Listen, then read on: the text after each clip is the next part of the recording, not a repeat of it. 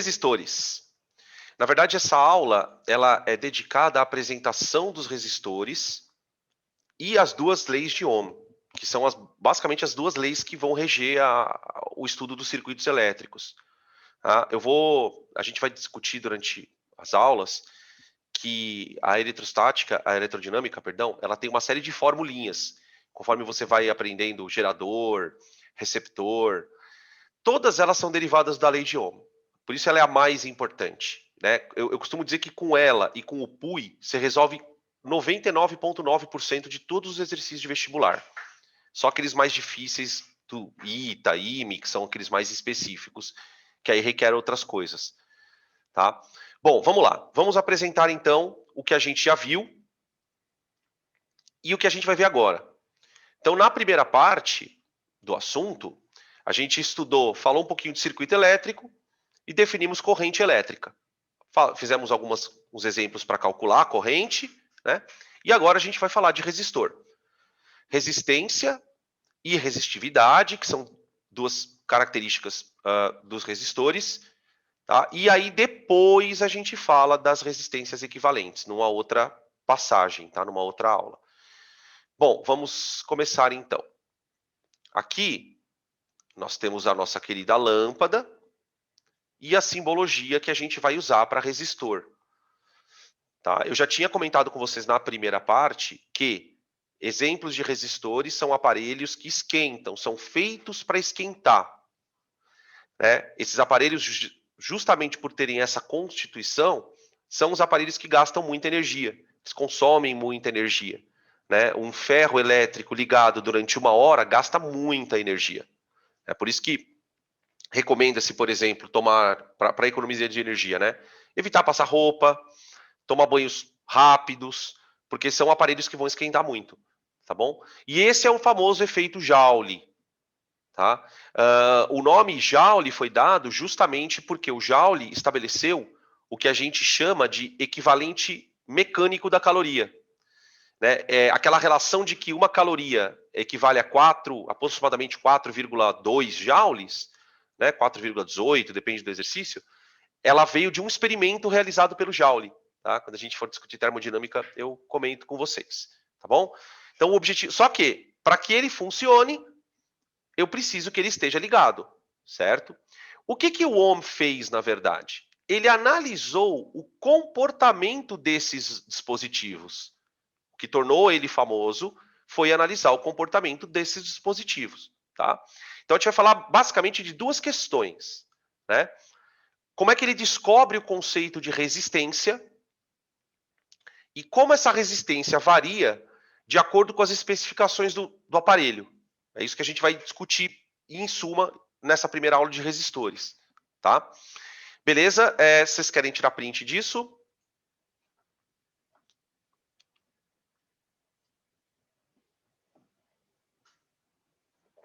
Vamos lá. Bom. Opa, perdão. O que o Ohm constata, na verdade, é o seguinte. Primeiro, existe uma propriedade dos resistores que é intrínseca a eles, que é a seguinte: quando você liga um resistor numa diferença de potencial, ele é percorrido por uma corrente elétrica. Então, vamos imaginar uma situação, para vocês entenderem o que eu estou dizendo. Vamos imaginar que eu tenha um dispositivo capaz de fornecer uma diferença de potencial de 10 volts, tá? Beleza. Aí eu vou colocar aqui, ligado nesse dispositivo, um pequeno resistor. Eu vou chamar esse resistor de R1, ok? E aí eu ligo o dispositivo. Quando eu ligo o dispositivo, eu percebo, por exemplo, que este resistor é percorrido por uma corrente elétrica de 2 amperes.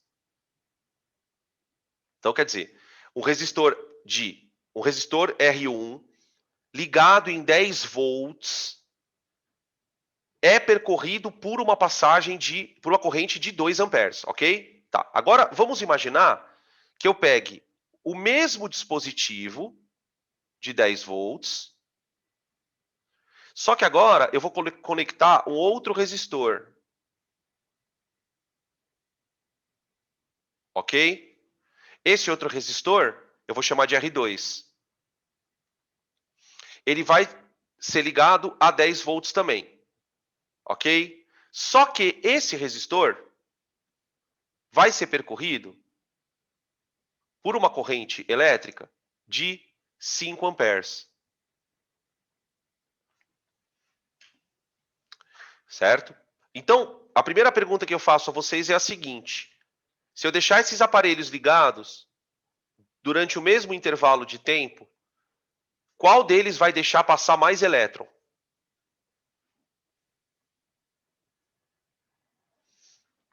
Faz de conta que eu liguei, vai, 10 minutos. Deixei ligado 10 minutos. Qual deles deixa passar mais elétron durante esse intervalo de tempo? Certamente é o dispositivo R2. Ali passa, a cada segundo, 5 coulombs. São 5 coulombs de carga por segundo. O resistor da esquerda, ele deixa passar apenas 2 coulombs por segundo. Agora, os dois estão ligados na mesma tomada. A conclusão que a gente chega é que existe uma propriedade intrínseca chamada resistência. Né? Quer dizer, um dos resistores deixa passar mais carga por segundo.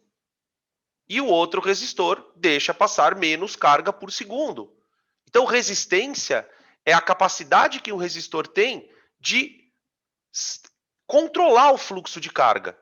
É para isso que serve muitas vezes um resistor. Né? A gente fala muito do efeito Joule que um resistor proporciona, que é importante, ok? Mas, por exemplo, num aparelho como um computador, esses aparelhos que são mais delicados do ponto de vista elétrico, você não pode ter muita corrente passando dentro do aparelho, senão você frita as peças. Então, para segurar a corrente, os caras põem resistores ali. Eu costumo imaginar que se a corrente elétrica é a água fluindo por uma mangueira, o resistor é um nó na mangueira. Sabe quando você dá meio que um nozinho na mangueira, mas você não entope ela inteira? Você deixa a água fluir? O resistor faz isso. Tá? Resistores diferentes vão deixar correntes elétricas passarem diferentes submetidos a uma DDP. Então, como é que a gente calcula essa propriedade? Né? O que o homem decide? Ele fala, bom, vamos inventar uma grandeza chamada resistência. Né? A resistência foi definida para um resistor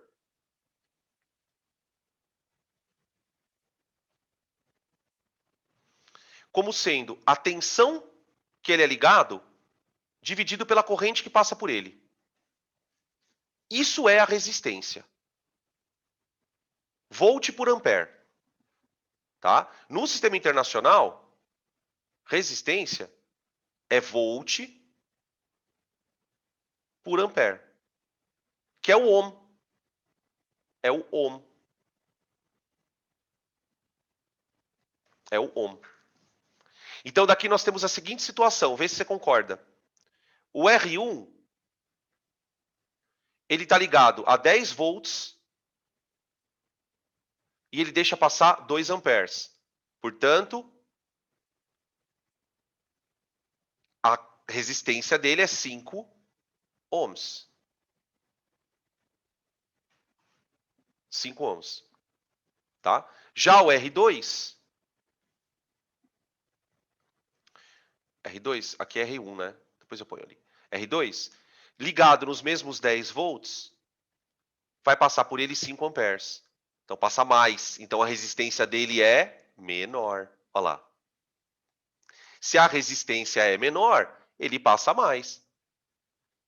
Tá? Beleza? Pergunta aqui, peraí que veio uma. É essa colocação do resistor que ocasiona a queda de tensão? Não sei. Não sei necessariamente que você está falando de resistor em...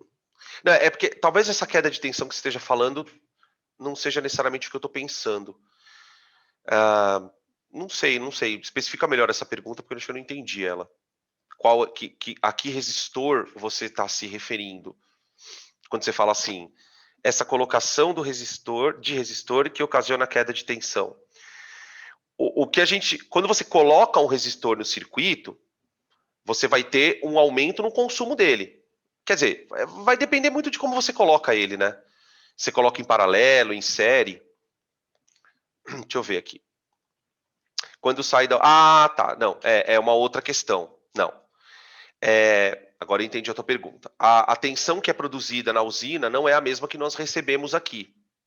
Tá, entendi. Né? A tensão que é produzida na turbina é bem diferente da que a gente usa aqui. Essa transformação é feita por um outro dispositivo chamado transformador.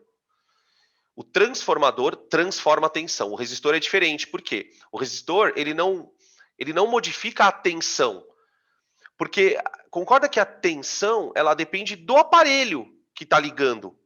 Se é uma pilha, se é um gerador. O que o resistor faz? Ele segura a corrente.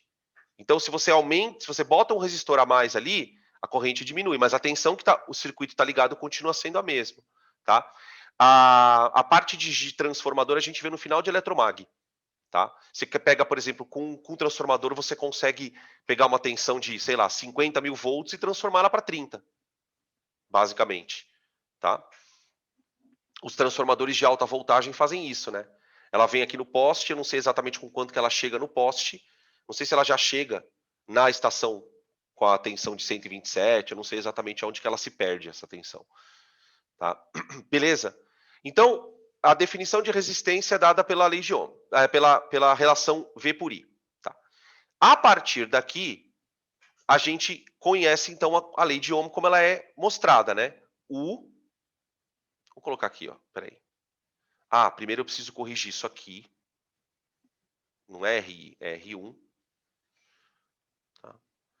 E aí eu coloco, então, a lei de Ohm, do jeito que a gente conhece. U, ou V, né? U igual a R vezes I. Tá bom? Isso é uma questão. Ponto. Outra questão interessante é que o Ohm, no estudo dele, ele percebe que existem resistores cujo comportamento é um pouco especial. E esse comportamento, na verdade, ele está ilustrado por essa tabela e esse gráfico. Tá? Aqui você tem um resistor qualquer que foi ligado numa DDP e passou por ele uma corrente. Ok? O segundo caso mostra o mesmo resistor ligado numa tensão 2 vezes maior. Então, por exemplo, se aqui estava 10 volts, aqui já está 20 volts. E quando você dobra a tensão, a corrente também dobra. Esse tipo de resistor, ele é especial. Por quê? Porque a resistência dele nunca muda. Toda vez que você pega U e divide por I, você chega no mesmo resultado. Não é todo resistor assim, tá? Essa é a primeira coisa que você tem que saber. Esses resistores, eles são chamados de ômicos. Isso aqui é a curva de um resistor constante.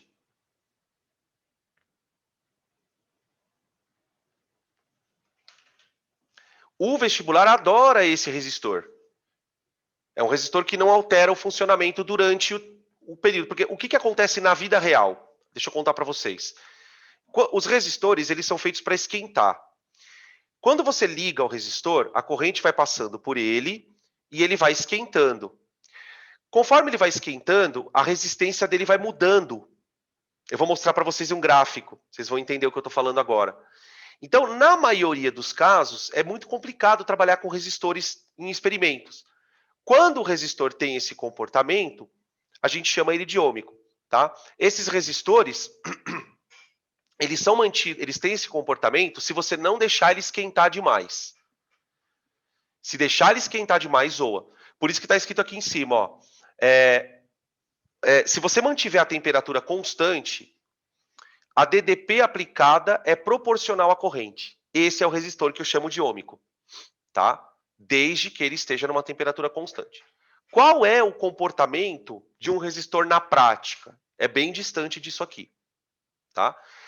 Tira print aqui nessa tela, gente, para eu poder mostrar para vocês o outro gráfico do resistor que não é assim. Vou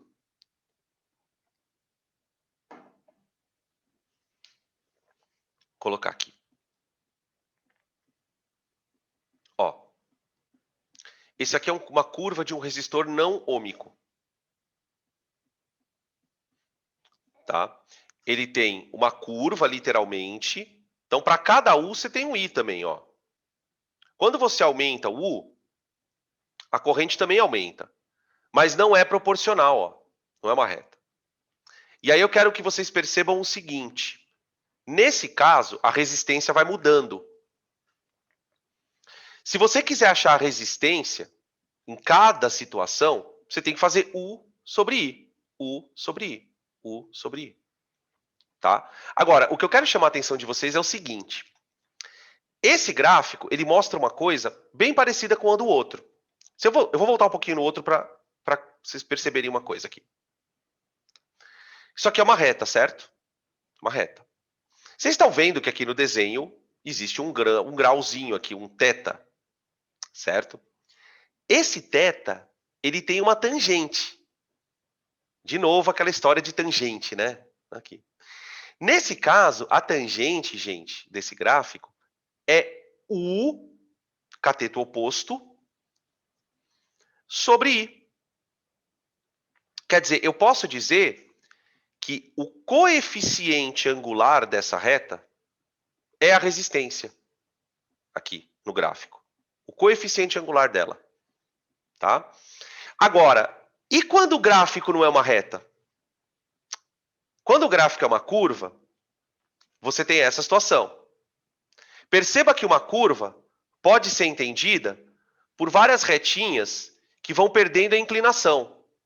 Percebe? Ó? Então, o que a gente percebe? No começo, quando o resistor está frio, se eu pensar, por exemplo, num U por I, aqui, ó, eu vou encontrar uma resistência bem grande. Aqui. Aqui, eu já tenho uma resistência menor. Tá? A resistência vai mudando. O resistor ele vai perdendo a característica dele. Esse tipo de resistor vale a lei de Ohm para ele, em qualquer ponto. U sobre I igual a R. Só que ele não é constante. Tá bom?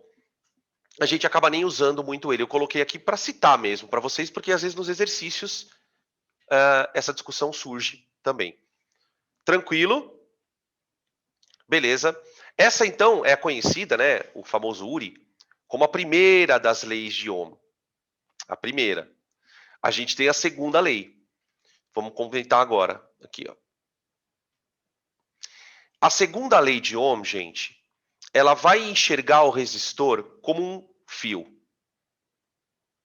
A análise da segunda lei ela é feita especificamente para fios. Fios. Tá? O que o Ohm fez? Nesse estudo de resistores dele, ele começou a ver o que poderia afetar a resistência de um fio. E essa análise dele passou por 3 pontos. Tá? Então, qual é o modelo? Né? Vamos escrever assim. Fatores que afetam a resistência dos fios.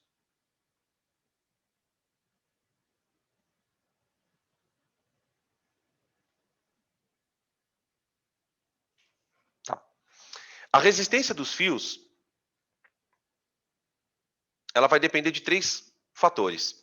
Essa dependência, como ela foi constatada por experimentos, não tem como você deduzir essa lei. Assim como a primeira lei, né, U igual a RI, é uma lei experimental, a segunda lei é a mesma coisa. O ρL sobre A é uma lei experimental. O que o Ohm percebeu? Primeiro, a resistência de um fio ela depende do material.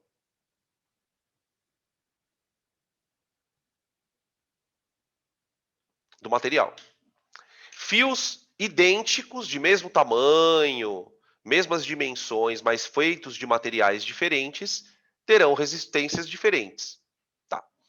A segunda é que a resistência ela é diretamente proporcional ao comprimento do fio.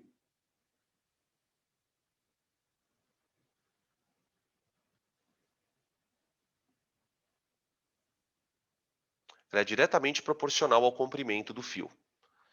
Quando você dobra o fio, ele aumenta 2 vezes a resistência dele. E ela é inversamente proporcional ao calibre. Inversamente proporcional à área da seção transversal.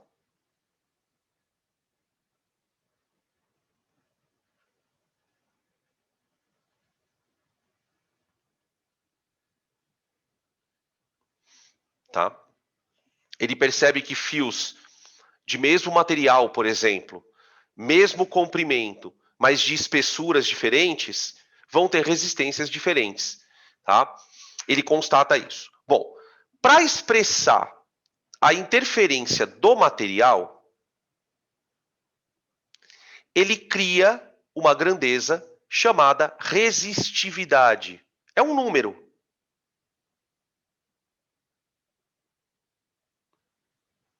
Cada material terá sua resistividade. Tá? Aqui na tabela, eu coloquei alguns para a gente observar um pouquinho. Tá?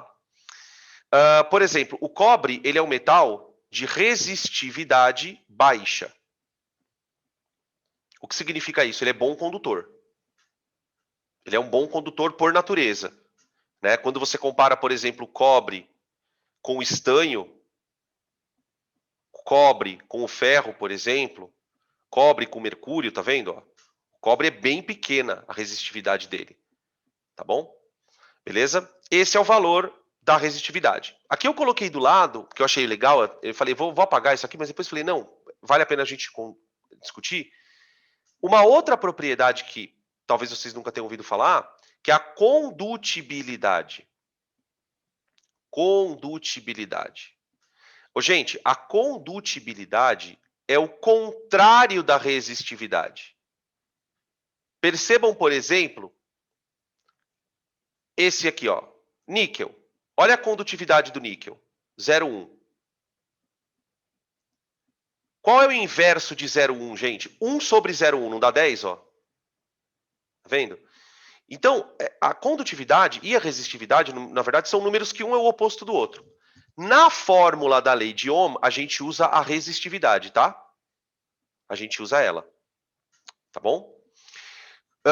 Bom, enunciado da lei de Ohm. Resistência é igual a um número, que é o ρ. Não ficou bem feio esse ρ, parece um P. A letra ρ, a gente usa a letra ρ de resistividade, vezes. O comprimento do fio, né, é diretamente proporcional ao comprimento do fio, eu vou chamar de L, dividido pela área. Tá? Então, é diretamente proporcional ao comprimento, inversamente proporcional à área, e existe um número que vai ser associado aí ao tipo de material do qual o fio é feito. Tá? Os exercícios mais comuns de resistividade são aqueles em que ele compara fios. Olha, tem um fio que tem um comprimento 2 vezes maior que o outro, e a área 3 vezes menor. Qual é o valor da resistência? Tá? Unidade é metro, metro quadrado. É metro, metro quadrado. Metro, metro quadrado. Tá? Embora o da tabela não esteja, né? Você pode perceber que o da tabela não tá. Metro, metro quadrado seria no sistema internacional, né? Distância aqui em metro e aqui metro quadrado. Tá bom? Fiquem atentos quando ele der o ρ, né? Quando ele der o ρ. Porque se você parar para pensar, qual que é a unidade correta do ρ? Quer ver? Isola o ρ aqui. ρ igual a RA sobre L. Não é isso? Vamos fazer uma continha aqui, ó. Unidade de R, ohm. Unidade de área, metro quadrado. Sobre metro. Então, no sistema internacional, a resistividade, ela tem que estar assim, ó. No SI. Ohm, metro quadrado por metro. Ou só ohm vezes metro, né? Porque você pode cortar um metro quadrado aqui com metro, ó. Ficaria ohm vezes metro. Tá bom? Beleza? Podem tirar print para a gente seguir.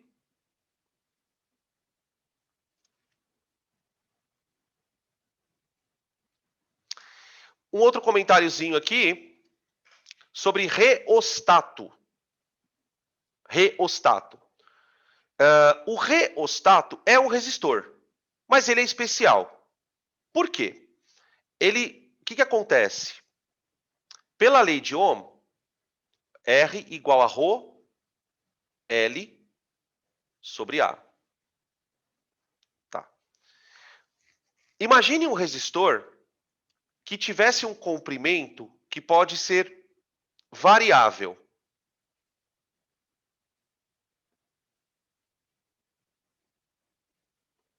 Geralmente esses resistores, eles são feitos de que maneira? Eles são resistores bem longos. Olha aqui, ó. Aqui você tem um resistor bem longo, tá? Esse resistor é ligado, mas ele tem aqui um ponto de ligação que ele pode ser ligado aqui, por exemplo, ó, ou aqui. Aqui ou aqui. Então, por exemplo, vamos imaginar duas posições. Vamos imaginar aqui uma posição L1 e aqui uma posição 2. Quando eu ligo em 1, só tem uma parte do circuito que funciona, que é essa daqui, ó. Tá? O circuito está vindo por aqui, ó, a corrente vem, atravessa e vem por aqui. Aquela parte branca do circuito, ela está morta, tá vendo? Então, nesse caso, você tem um comprimento L1. Você tem um comprimento L1. L1. Tá?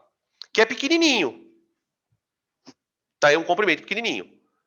Em 2, quando você liga o reostato aqui, ó, quando você muda o reostato, tuf, esse reostato é um botão, tá? Sabe tipo de eu vou dar um exemplo de reostato que vocês vão entender exatamente o que eu estou falando. Sabe aquele tipo de dispositivo que você tem no seu banheiro que está escrito verão, inverno? É isso aqui. É um reostato. Né? Você tem um L1 de comprimento pequeno. Tá? Aí eu posso ir para o L2. L2. L2 comprimento grande. Tá? Quando o comprimento é grande, ó, faz a conta. Se o comprimento é grande, a resistência também é. Então, na posição 2, você tem alta resistência.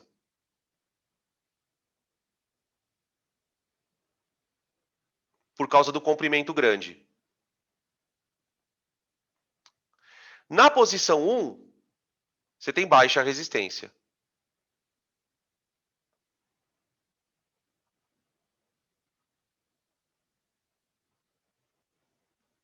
Ok? Qual a posição verão, qual a posição inverno? E aí? Questão comum de vestibular, né? O cara explica o que é o reostato e pergunta qual a posição verão, qual a posição inverno. Verão é 2. Alta resistência. Vamos raciocinar. Olha só a conta. Ó. U igual a RI. Certo? Tá. O chuveiro ele está ligado sempre na mesma tomada. Isso aqui é constante. Se está calor, eu não quero a água quente. Então ela não pode esquentar muito. Então eu quero corrente baixa. Então, verão, eu quero corrente baixa. Para eu ter corrente baixa, eu preciso ter resistência alta.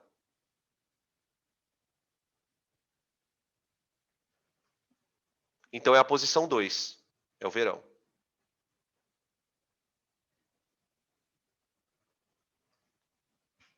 Porque eu não quero que a água esquente muito. Tá? Agora, no inverno a história é outra. No inverno a história é outra. No inverno eu preciso que a água esquente. Então eu preciso de muita corrente. Para passar muita energia na água. Então eu preciso de uma resistência baixa. Então eu quero um resistor curto. Reostato curto. Então é a posição 1. Sacaram a ideia, gente? Esse tipo de questão é muito comum em vestibular. Ele mostra o reostato, fala, olha, o reostato tem as posições 1 e 2. Isso é, qual delas esquenta mais a água, qual esquenta menos, qual é melhor para colocar no verão, qual é melhor para colocar no inverno, coisas dessa natureza. Tá? Eu acho que o reostato é a coisa mais legal que a gente poderia ilustrar, né, de aplicação dessa lei de Ohm, da resistência que funciona em função do comprimento. Torradeira também funciona assim, o próprio ferro de passar roupa, né, ele tem aqueles botõezinhos que você vai girando, ele vai alternando o comprimento do resistor, tá? Beleza, gente? Com mais algumas coisas para comentar aqui com vocês, tá? Letisgo. Peraí, Dan, volta rapidão. Ah, volto, perdão, Du. Desculpa.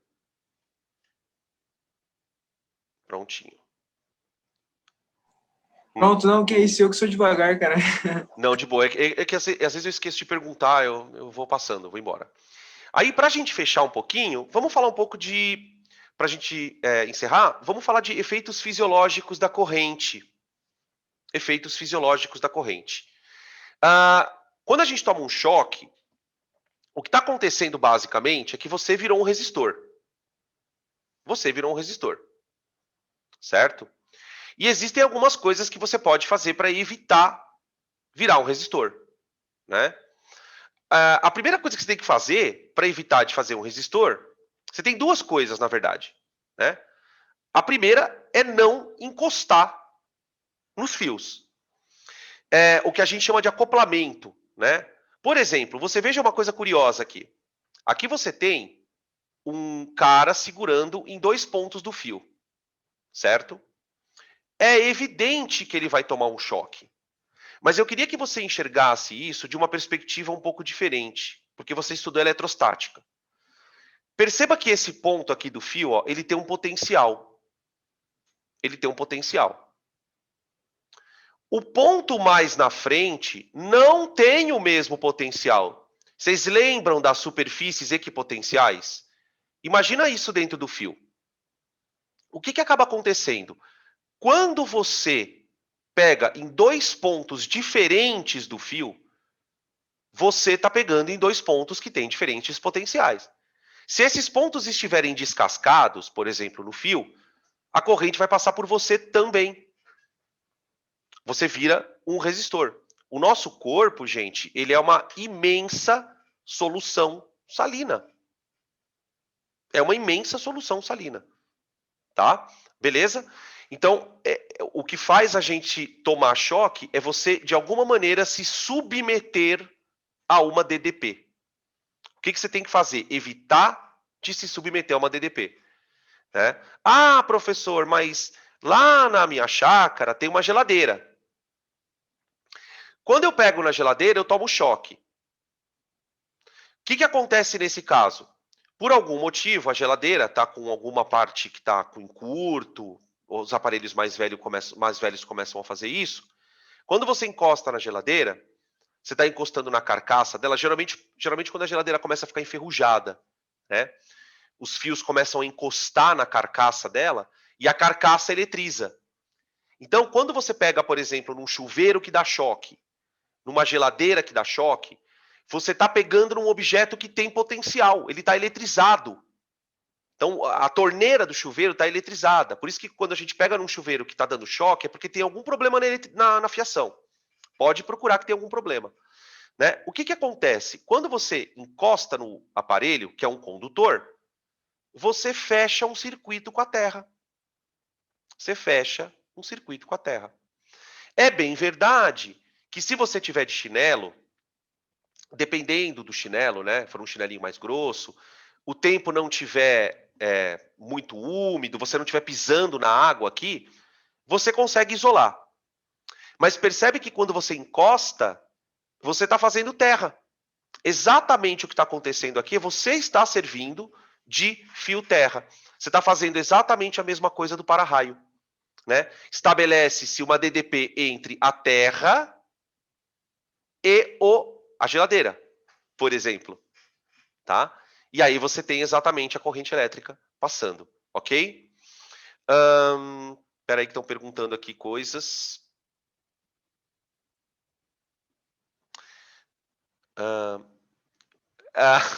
Essa pergunta aqui é boa. É uma pergunta que faz a gente até ter um pouco de medo de tomar banho, né? Dan, uma coisa doida. Eu reparei esses dias que o chuveiro elétrico tem água mais eletricidade. Sim. A coisa é que a água ela não entra em contato com o resistor. É uma parte isolada do chuveiro, tanto é que quando você abre o chuveiro, por exemplo, você vê que a parte de dentro da resistência ela está sequinha, né? Porque o cano ele só passa por dentro e o resistor esquenta por fora, né? Mas não deixa de ser uma engenhoca perigosa, né? Você tem um negócio a 220 volts ligado, cuspindo água por cima, né? Mas isso não é desculpa para não tomar banho, hein? Faz favor. Nem que seja frio, tá? Beleza? Tranquilo? Aqui tem um outro... Perdão, aqui, peraí, deixa eu só... Aqui, ó. Aqui tem um outro desenho, eu gostei desses desenhos que peguei na internet, que mostra o que um fio terra faz, afinal de contas, né? Quando as casas, os aparelhos elétricos, convém que eles tenham aterramento, né? Geralmente, como é que você garante um aterramento de um aparelho? Geralmente, a tomada de 3 furos, né? Você tem 2 furos que são a diferença de potencial, é o mais e o menos, né? E o terceiro furo, ele está ligado na terra. Então, as próprias construções têm aterramentos. Casas, prédios nem se fala, né? Que tem que ter o aterramento do para-raio. Tá? É justamente para quê? Caso haja um condutor, um tipo de descarga elétrica num condutor, vamos imaginar, por exemplo, que você tem aqui você tem o aparelho e ele está recebendo energia da rede. Por algum motivo, esse aparelho fica eletrizado, dá um curto, alguma coisa no aparelho. Essa descarga, essa carga que o aparelho adquire, ela tende a ficar na extremidade dele. Então, pega, toma choque, né? Quando você pega num aparelho que está em curto, você toma choque por quê? Porque as cargas estão na extremidade. O que o fio terra faz? Ele faz as cargas escoarem. Então, caso haja uma sobrecarga, essa sobrecarga escoa. Tudo bem? Beleza? Tranquilo, galera? Fechou? Dúvidas? Angústias?